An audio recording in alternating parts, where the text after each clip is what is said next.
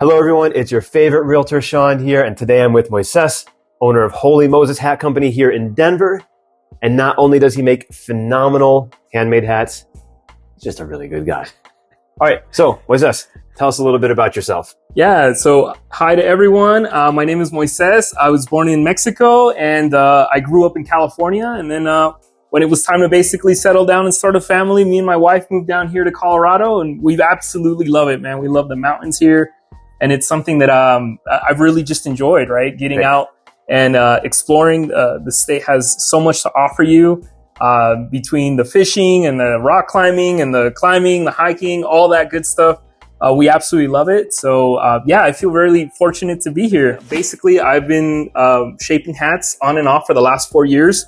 And the last year, I just decided that I wanted to start my own brand of hat making. So what I did is I did a lot of research, and I ended up making a lot of partnerships to make sure that I can source some materials really good for you guys. And then ultimately what I wanted to do is I wanted to make hats the way that I knew how, and that was from scratch. I had done a lot of hat shaping and hat restoration, and ultimately what I wanted to do was to make a hat that was very high quality and that was not mass produced, something you had to sort of wait in line to get. And I've been lucky enough to where we're having a great time making them. Excellent. Love that. Yeah. All right. So what inspired you to start making hats, and how did that journey begin? Yeah. So I was going to school full time, and I just needed a job that would sort of work with my school schedule. I started working retail at a Western outfitter, and they needed someone to run the hat bar. And so I started to really understand how hats were made and really started to make them and shape them to customers' taste. And after I did that, I just wanted to start to sort of push the limits to what I could do with a hat. And I realized that there's a whole community of people that are trying to sort of bring the style back, right? There's a lot of really great Western heritage that comes with it. And so there's a lot of people here in Colorado, nationwide and overseas, that are just really trying to preserve custom felt hats. It's a great community, and a lot of people have been reaching out to me and really helping me and supporting me through this process. It's awesome. The community goes a long way. Oh, yeah, absolutely. Yeah. So, yeah, I want to kind of show you a little bit of what I got going on here. Basically, the materials as they come, this is a beaver belly.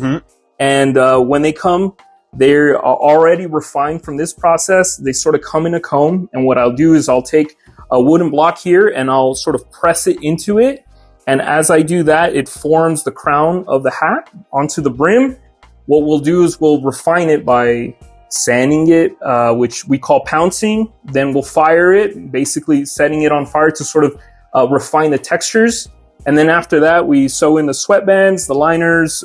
We sort of take care of all the fashion at that point, and then we shape it to the customer's needs. So something like this, for example, is what we call a pinch front. Something like this is more like a cattleman's crease. And so we sort of shape them to our customers' needs. And that's kind of the process that I do. I take it from sort of a semi raw material, and I produce a fine good at the end. Okay. And they look phenomenal in person. I hope that comes off in the video, but they look phenomenal. Yeah. All right. So what makes your hats unique compared to mass-produced ones? Yeah. So one thing that I really wanted to do about setting my brand from all the national brands is that I wanted, for one, to be able to guarantee the quality. Hats traditionally, especially in the Western sort of heritage, go by an X ranking system. Basically, the X's indicate the quality of a hat. And because there's no way of regulating that, a lot of national brands and smaller brands, smaller outfits, they sort of take advantage of that. And they start to sort of paint as many X's as they want, regardless of the actual quality of the hat. So what I wanted to do to sort of define my brand from others is that I didn't want to use the X system. What I wanted to do is I wanted to go to the source. I wanted to go to the manufacturers, and I wanted guarantees. I wanted guarantees in quality. I wanted guarantees in basically the ethical and humane treatment of the animals, as well as the people that work the factories.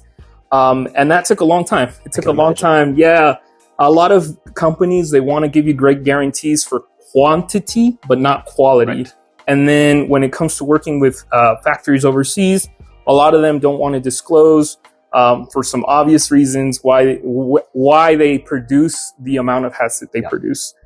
So what I wanted to do is I wanted to partner with some really great people. I have partnerships in Colombia. I have partnerships with a company out of Portugal to source some really great what we call hat bodies. And that's the raw material before it becomes a hat. And those people could give me guarantees. And so what I do is every hat that I make comes with a certificate of authenticity. And then I weigh every hat before and after to guarantee that there's a certain amount of grams.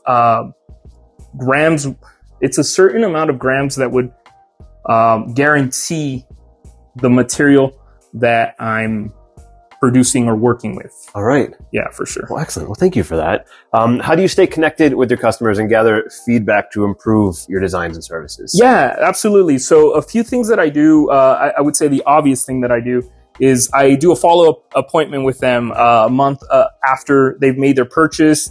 I sort of feel them out for any type of review they might want to give me, as well as how the hat is holding up, right? And I had a gentleman the first time around that I produced a hat, didn't really like one of the accent pieces that I put on it. I said, hey, no problem, bring it back. We played a little bit with some materials that I had on hand, and he walked away really owning a really unique piece, right? One of the things that would also set me apart is that no hat is like another hat. They're all very unique, sort of like your fingerprint, right? And so his hat is made specifically for him in the materials that he wanted, the style and likeness of what he wanted. Perfect. Right?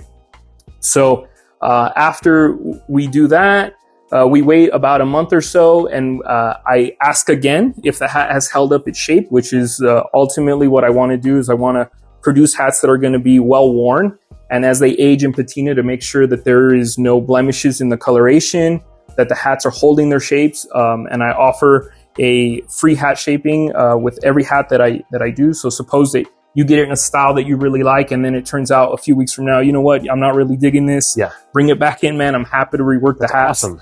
Even if it means I have to reblock it so that we start from scratch.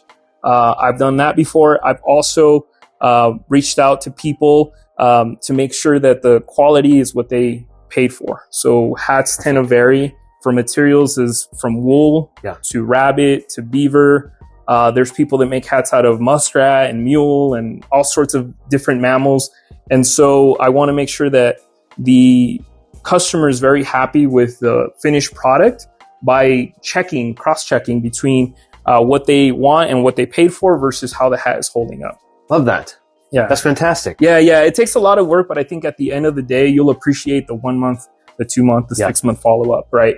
I want you to wear your hat. In fact, I want you to wear it so much that you beat it and then you come back and you get another hat, right? So the whole point is to just, I want to really make a unique piece for you, and I want you to really wear it. Love that. Yeah. Well, awesome. All right. So now that everybody wants one of your hats, how can everyone find you? Yeah. So my main form of communication with the masses is through social media. I also have a Facebook page at the Holy Moses Hat Company. You can definitely follow.